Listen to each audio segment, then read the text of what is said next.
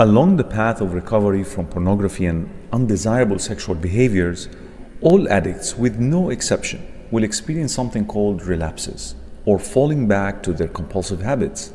Although they have done what they can to remain sober, yet they slip and repeated the activity. And so, in order for you to beat up this monster called porn addiction and live a life that you've always wanted, you will have to identify these triggers or these situations that could lead you to the repetition of that cycle and avoid them altogether.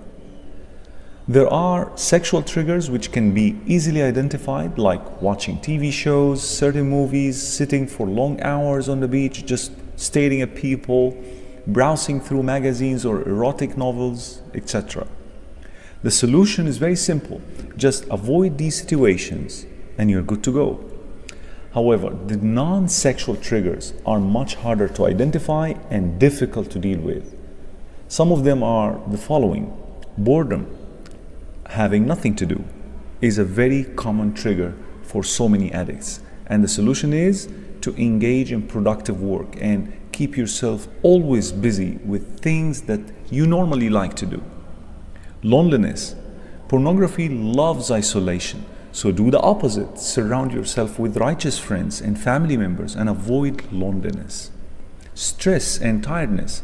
Do your best to avoid stressful situations at work, school, or at home, and especially with your spouse. And when these situations occur, the best way to relax is to turn to Allah subhanahu wa ta'ala and recite this beautiful supplication. Allahumma inni abduka, ibnu abdika, ابن أمتك ناصيتي بيدك ماض في حكمك عدل في قضاؤك أسألك بكل اسم هو لك سميت به نفسك أو أنزلته في كتابك أو علمته أحدا من خلقك أو استأثرت به في علم الغيب عندك أن تجعل القرآن ربيع قلبي ونور صدري وجلاء حزني وذهاب همي. O Allah, I am your slave and the son of your male slave and the son of your female slave. My forehead is in your hand. You have control over me. Your judgment upon me is assured, and your decree concerning me is just.